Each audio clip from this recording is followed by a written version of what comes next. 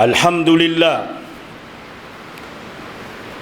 لله رب العالمين يا رب. ثم أصلي وأسلم صلاة وتسليما يليقان بمقام أمير الأنبياء وإمام المرسلين سيدنا رسول الله صلى الله عليه وسلم. أما بعد، فارحم اللهم مشايخنا ووالدينا وأمواتنا وأموات المسلمين أجمعين. أيها السادة الحاضرون، أوصيكم ونفسي بتقوى الله سبحانه وتعالى، لأن التقوى وصية الله للأولين والآخرين. اتقوا الله لعلكم تفلحون. Enyi ndugu zangu katika imani, baada ya kumshukuru Mwenyezi Mungu Subhanahu wa Ta'ala na kumtakia ziada na rehma Bwana Mtume Muhammad sallallahu alayhi wasallam, ndugu zangu, kwa hakika sisi ni umma wenye bahati sana. Mwenyezi Mungu Subhanahu wa Ta'ala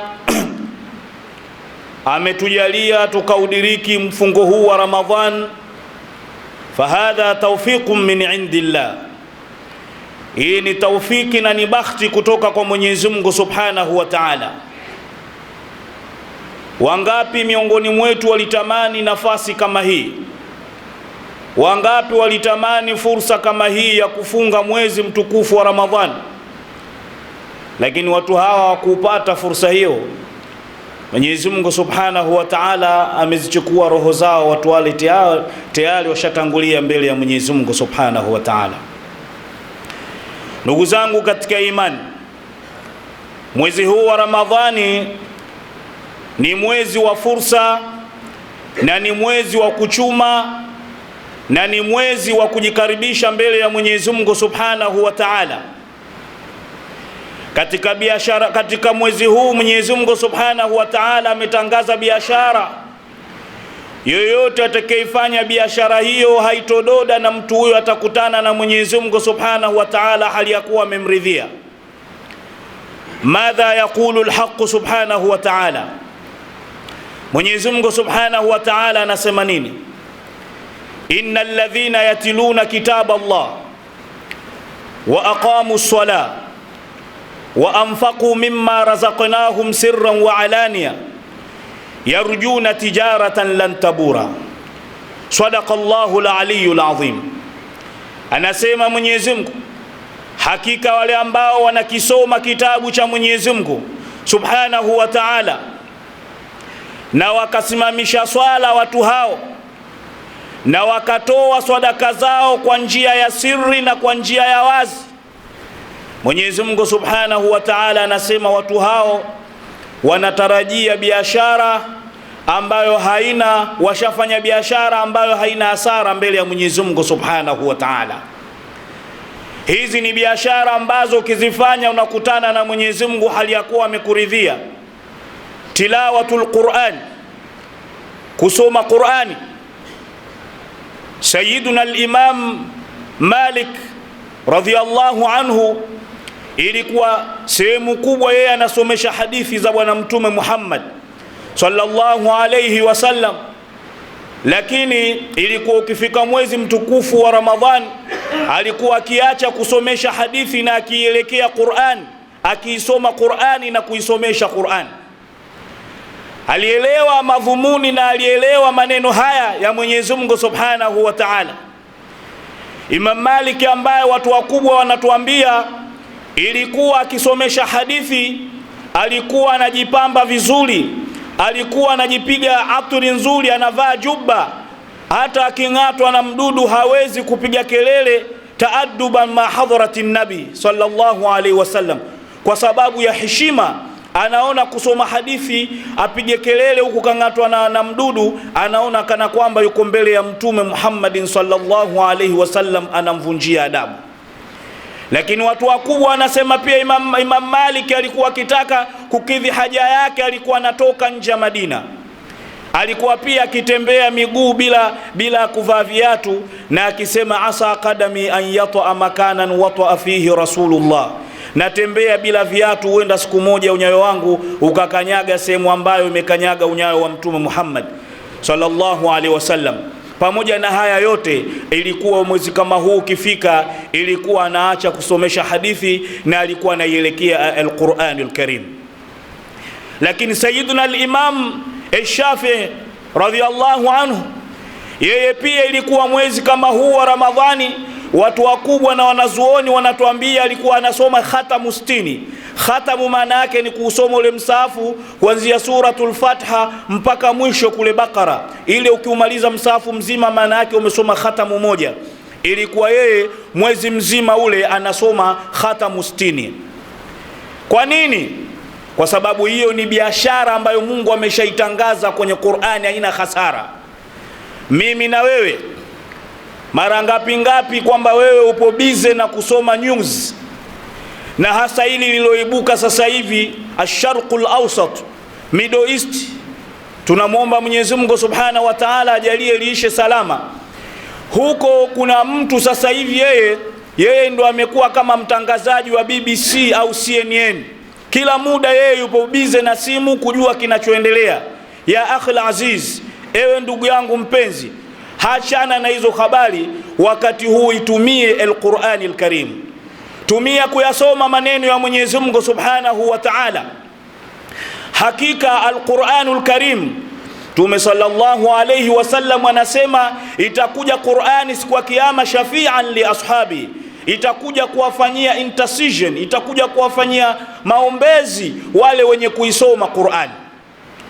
Maashira al-hadirin, Sayyiduna al-Imam Ali ibn Abi Talib radhiyallahu anhu anasema man qaraa harfan wa huwa qa'imun yusalli, yoyote ataisoma herufi moja ya Qur'ani ndani ya mwezi wa Ramadhani na hali ya kuwa yeye anaswali, mtu huyo atalipwa kwa kila herufi moja aliyoisoma, atalipa thawabu 100. Yani ukisoma herufi moja Mwenyezi Mungu anakuandikia wewe thawabu 100. Kwa mfano tuchukue Bismillahir Rahmanir Rahim. Aya hii ya Qur'ani ina herufi 19. Wewe namna kuisoma tu mara moja ushapata nini? Ushapata thawabu 1900. Tena si kwa hesabu za 1900 ya kibinadamu unaijua wewe, katika hesabu anaijua Mungu Subhanahu wa Ta'ala. Na Mwenyezi Mungu katika wema yudhaifu liman yasha, humzidishia yule ambaye anemtaka. Mungu anaona huyu anastahili kuzidishiwa. Wewe pengine umeisoma tu juu, lakini wakati unaisoma unawaza wakati huo mpira, unawaza habari zingine. Mwingine ameisoma kwa khushu', ameisoma kwa hudhuri kubwa. Huyu na wewe hamuwezi kufanana ujira. Kwa hakika huyu mwenye kuisoma kwa namna hii, huyu atakuwa na ujira mkubwa mbele ya Mwenyezi Mungu Subhanahu wa Ta'ala. Enyi ndugu zangu katika imani, Qur'ani ni mfano wa ramani kwa wale watalii wanavokuja hapa, wanakuwa washasoma vitabu vya ramani, wanajua Tanzania ina mikoa mingapi, mlima Kilimanjaro uko wapi. Yeye mwenyewe hajafika hapa, lakini kasoma kwenye kitabu. Hawezi kusema mlima Kilimanjaro upo Morogoro, anajua lazima elekee barabara ya Moshi na ya Arusha, kule ndipo mlima wa Kilimanjaro upo. Kwa maana ni guidance, ni mwongozo ambao utamfikisha pale anapopataka. Na sisi Qur'ani ndio mwongozo wa siku hiyo, kwa sababu siku ya kiyama ni siku nzito. Yoyote atakayepata mwongozo wa siku ya kiyama, mtu huyo amefaulu na atafika kwa Mwenyezi Mungu Subhanahu wa Ta'ala hali ya kuwa yuko salama. Mwenyezi Mungu Subhanahu wa Ta'ala akaendelea kusema, innal ladhina yatiluna kitaba Allah wa aqamu ssalah, na wakasimamisha swala. Kusimamisha swala, watu wakubwa na wanazuoni wanatuambia maana yake ni nini? Maana yake ni kuswali katika wakati na kufanya vyote vinavyostahiki ndani ya swala. Leo swala imepotea katika majumba yetu. Leo wako watu kwa makusudi wanafunga, lakini wao kuswali hawataki kwa makusudi. Watu kama hawa wanakuwa wameikosa biashara hii ambayo Mwenyezi Mungu Subhanahu wa Ta'ala ameitangaza. Allah subhanahu wa ta'ala akasema wa anfaqu mimma razaqnahum sirran wa alania. Lakini si hivyo tu, biashara nyingine Mungu aliyotangaza asema watu hao ambao wanafanya biashara na Mungu, wao wanatoa kwa njia ya wazi na kwa njia ya siri. Leo mimi na wewe tujitazame, utoaji wetu umekuwa mgumu sana, na hasa katika mwezi huu wa Ramadhani lazima tutoe sana, kwa sababu mwenye kutoa mara moja anapata zaidi mbele ya Mwenyezi Mungu Subhanahu wa Ta'ala. Lakini tuwe na subira na tuoneshe akhlaqun nubuwa, tuoneshe tabia za utume.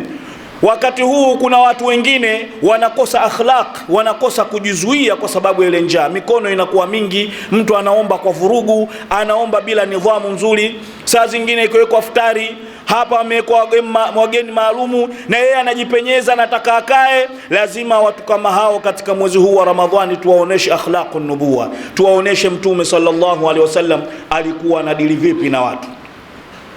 Sayyidina Anas radhiyallahu anhu anasema, nimemhudumia Mtume sallallahu alayhi wasallam, lakini Mtume hajawahi kunikemea kwa sauti kali kwa kitu ambacho nimefanya bila ruksa yake. Kwa nini umefanya?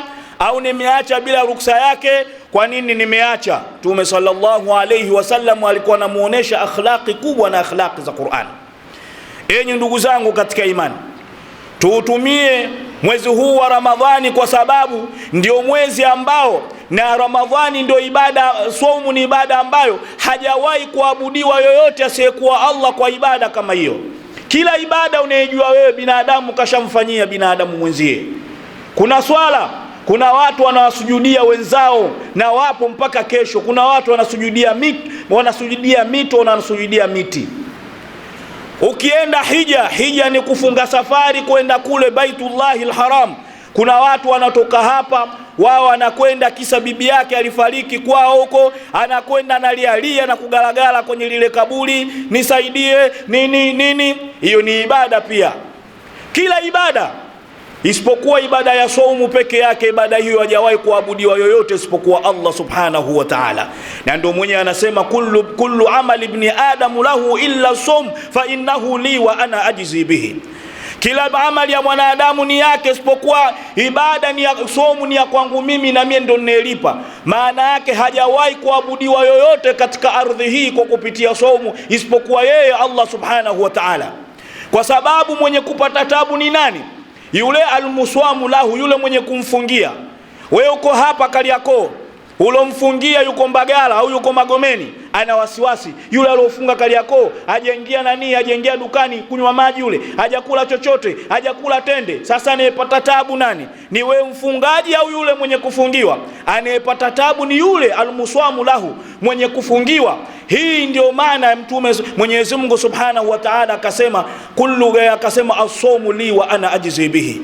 Saumu ni ya kwangu mimi na mimi ndio ninayelipa saumu hiyo.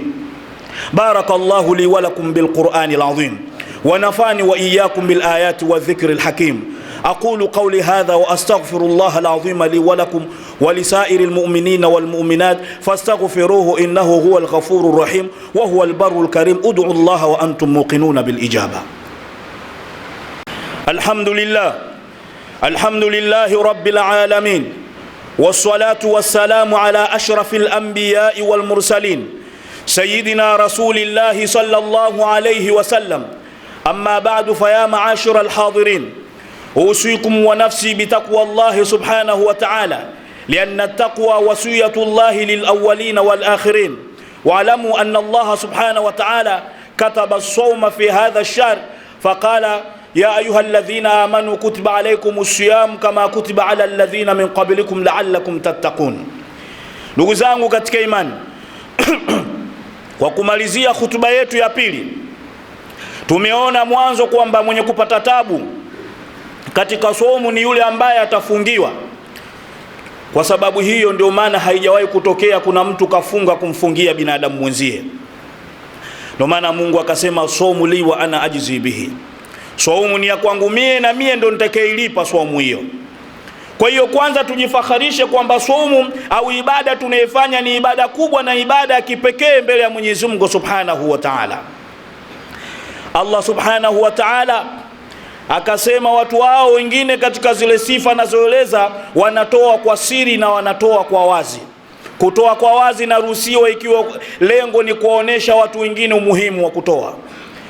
Ndugu zangu katika imani, as-sadaqatu tutfi'u ghadaba rabbi. Kule kutoa sadaka ndio kuna azima hasira za Mwenyezi Mungu Subhanahu wa Ta'ala. Kwa hiyo mwezi huu watu wasaidie sana, watu watoe sana. Na hii inatukumbusha siku moja Sayyidina Umar radhiyallahu anhu alikuwa yeye katika khilafa ya Sayyidina Abi Bakr as-Siddiq radhiyallahu anhu, alikuwa anazunguka akamkuta nani? Akamkuta bibi kizee. Yule bibi kizee analia, akamwambia ya amata Allah, ewe mja wa Mwenyezi Mungu, nini? Kwa nini unalia wewe kizee? Anasema mimi mwanangu ustushhida, mwanangu amekufa katika kupigania dini ya Mwenyezi Mungu Subhanahu wa Ta'ala, na yeye ndo alikuwa anatazama maisha yangu. Mimi sasa hivi ninakufa njaa, hakuna kunitazama njaa. Yule bwana Sayyidina Umar radhiyallahu anhu akamwambia mimi nitaanza kukufanyia khidma. Alipotiania kufanya khidma, kesho yake anamkuta Sayyidina Abi Bakr as-Siddiq radhiyallahu anhu anatoka katika nyumba ya yule mama kumpelekea vyakula. Alikuwa anafanya vile nini? Kwa siri. Sasa tuko wapi sisi na siri hii ya Mwenyezi Mungu Subhanahu wa Ta'ala? Lakini lingine watu wanatakiwa tutambue, katika mwezi huu wa Ramadhani kuna nadhara. Usiku wa mwanzo wa Ramadhani, pale mwezi unapoandama, Mwenyezi Mungu Subhanahu wa Ta'ala anamtazama mja. Yoyote atakayepata mtazamo huu wa Mwenyezi Mungu Subhanahu wa Ta'ala, Mtume sallallahu alayhi wasallam anasema lam yu'adhibuhu, Mwenyezi Mungu Subhanahu wa Ta'ala mtu huyo hatompa adhabu na mtu huyo hatakuwa muovu baada ya hapo.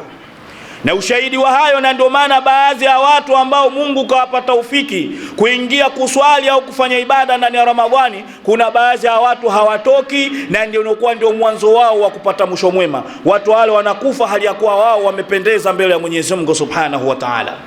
Enyi ndugu zangu katika imani, Ramadhani ni chuo cha fursa. Wakati huu ndio dua za watu zinajibiwa. Tukithirishe kuomba dua. Na katika kitu kinavunja amali ya mwanadamu, alghibatu wan namima, wahdhar alghibata wan namima fa innahuma yuhbitani al'amala.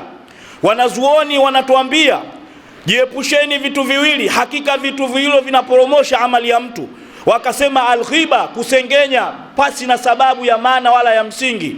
Unakaa unaongelea watu makosa yao na aibu yao. Mwezi huu haitakiwi, hayo ni makosa. Unakasema wanamima, na vile vile kutembeleza maneno ya fitna. Unaenda kumfitini huyu mwenzio, yule ukimpa tende anaficha, hawapi watu, yule ukimpa sadaka. Usifanye, ukifanya hivyo amali yako inakuwa inaporomoka. Wewe unakuwa mwezi huu unakuwa unashinda na njaa. Mtume sallallahu alayhi wasallam anasema Mwenyezi Mungu hana haja na mja ambaye yeye anaacha chakula chake, anaacha kinywaji chake, lakini mtu huyo hajaacha kauli za uongo. Wangapi sasa hivi kauli za uongo imekuwa ndio maisha yetu? Leo ukitazama katika vikao vya kucheza draft na vikao vya kucheza bao, ndio watu wamejaa. Watu wale hawana muda wa kusoma Qur'ani. Wa shay'un musifu, na kitu chenye kuhuzunisha, wengine umri wao umetakadam, mtu ana miaka 70 na ana miaka 80 anacheza bao, na ukimfuata anakupa aya na anakupa hadithi kwamba wewe hujui chochote, muache katika ile anaolifanya, maadamu eti anahudhuria kila kipindi cha swala. La wallah, hapana. Yenyi ndugu zangu katika imani, fa innal a'mala qasira, fa innal a'mara qasira. Umri wetu tuliokuwa nao ni mfupi sana. Tujipendekeze na tujisogeze kwa Mwenyezi Mungu Subhanahu wa Ta'ala. Huenda sisi Ramadhani inayokuja tukawa fil quburi fanu, tayari tushaondoka katika makaburini. Vipi utakutana na Mwenyezi Mungu Subhanahu wa Ta'ala?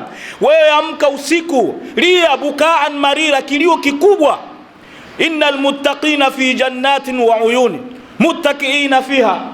Mwenyezi Mungu Subhanahu wa Ta'ala anasema waumini usiku wao kanu qalilan min al-layli ma yahja'un wa bil ashari hum yastaghfirun. Mungu anasema waumini wa kweli wao usiku wanamuomba Mwenyezi Mungu Subhanahu wa Ta'ala msamaha, awalali Mwezi huu wa Ramadhani asilale mtu, ni mwezi wa kutafuta msamaha, forgiveness, kutafuta msamaha mbele ya Mwenyezi Mungu Subhanahu wa Ta'ala. Hakika tuliyofanya kwa siri, tuliyofanya kwa wazi ni mengi. Hakuna la malja illa ilayhi, hakuna pa kukimbilia isipokuwa kimbilio letu ni la Allah Subhanahu wa Ta'ala. Tuombe msamaha. Wazazi wetu wengine waliowatangulia wameshatangulia mbele za haki, tuwasomee dua na tuwasomee Qur'ani wingi, alafu thawabu tuwapelekee. Wakati huu ni wakati wa mtu kufanya tauba, na ni wakati wa kufanya biashara na Mwenyezi Mungu Subhanahu wa Ta'ala, kwa sababu Mwenyezi Mungu Subhanahu wa Ta'ala ni mwingi wa msamaha. Mwenyezi Mungu Subhanahu wa Ta'ala atakusamehe. Mbingu na ardhi siku moja vilimwambia Mungu, ya Rabbi, huyu binadamu, ya Rabbi, akala rizkaka wa abada ghairika. Binadamu amekula riziki yako na amemwabudu mwingine usiokuwa wewe Allah Subhanahu wa Ta'ala. Mbingu inasema, ya Rabbi da'ni antabiqa alayhi, Mungu niache mimi nikamfunike binadamu, ili nikishamfunika afi hapo hapo. Na ardhi inamwambia, ya Rabbi, binadamu anakula riziki yako, anaabudu vitu vingine, naomba nifunguke ili azame. Kila mbingu na ardhi vyote vinasema hivyo. Allah Subhanahu wa Ta'ala anawauliza swali moja, a antum khalaqtumuhum, je, hao wewe ardhi unataka ufunguke binadamu azame, na wewe mbingu unataka ukamwangukie ardhi, a antum khalaqtumuhum, je, nyie mmewaumba hawa binadamu mbao mnasema hivyo? Lau khalaqtumuhum la rahimtumuhum, mngewaumba hawa nyie mngewaonea huruma. Dauni ana wa ibadi, niacheni mimi na waja wangu. Faman taba minhum fa ana habibuhum, yule atakayetubu miongoni mwao mie ndo nitakuwa rafiki yake na kipenzi chake, na yule ambaye hajatubu mie niko tayari Mwenyezi Mungu Subhanahu wa Ta'ala kumsamehe. Na mwenyewe anasema katika hadithul Quds, man atani yamshi ataituhu harwala, yoyote atakayenijia mie Mungu hali ya kuwa anatembea, mie Mungu namjie na mkimbilia ni muwai huko anapokuja. Tumuombe Mwenyezi Mungu Subhanahu wa Ta'ala atujalie tunye kusikiliza maneno na kuyafuata. Inna Allaha wa malaikatahu yusalluna ala nabi يا أيها الذين آمنوا صلوا عليه وسلموا تسليما اللهم ارض عن الخلفاء الراشدين أمير المؤمنين سيدنا أبي بكر الصديق